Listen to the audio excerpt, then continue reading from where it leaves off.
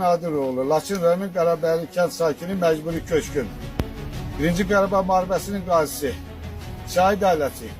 Atam şəhid olub, anam şəhid olub, qardaşım şəhid olub, qardaşım bacım əsir düşüb. Ən ağır yaralar alıb, 3 il Dağlıq Qarabağda, keçmiş Dağlıq Qarabağda, Xankəndə, Şuşada girov qalıb.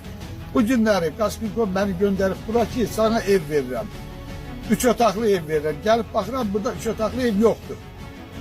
Kör-köynə, burada nə qədər yaxşı evlər varsa, günləri haransa bələdiyyə sədri, icra nümayəndəsi, vəzifədə işləyənlər bunun hamısını götürdü. Mən buradan prezidentə müraciət edirəm ki, məni bura göndərmişsinizsə, mənə ev verilsin. Normal bir ev verilsin, həyat olsun, bacası olsun, ondan sonra əkin yer olsun, mən nə ilə məşğul olmalıyam? Mən xahiş edirəm, adiyyəti qurumlar mənim səsimi eşitsin. Mən bura nəyə gəlmişəm? Mən Ağdərə rayonu Vəhşi kəndindəyəm bu dəqiqə. Mən nəyə görə buraya gəlməliyəm yalanla? Bütün evləri burada hamısı vəzifəli adamlar götürüblər. Heç bir də yönlü bir işdə görülməyibdi, heç bir işdə yoxdur burada. Mədə adın 3 otaq qoyubdu, gəlirəm heç bir şeydə yoxdur. Leşxanadır. Bunu demək istəyirəm mən. Ya burada mənə veriləcəkdir, ya da burada məni dirdirib bastırır.